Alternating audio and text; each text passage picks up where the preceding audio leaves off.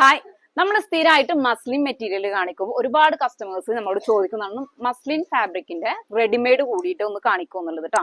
അപ്പൊ ഇന്ന് നമ്മളെ പ്യുവർ മസ്ലിൻ ഭയങ്കര സോഫ്റ്റ് ആയിട്ടുള്ള മസ്ലിൻ വന്നിട്ടുള്ള റെഡിമെയ്ഡിന്റെ കളക്ഷൻ ആണ് കാണിക്കാൻ പോകുന്നത്. ഓക്കെ, നല്ലൊരു ക്രീം ആൻഡ് യെല്ലോ കോമ്പിനേഷനിലാണ് വന്നിട്ടുള്ളത്.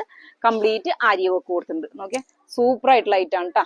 ബാക്ക് സൈഡിൽ വന്നിട്ടുള്ളത് ഇതുപോലെ നല്ല കുഞ്ഞു കുഞ്ഞു സൂപ്പർ ആയിട്ടുള്ള പ്രിന്റും ആണ് വന്നിട്ടുള്ളത്.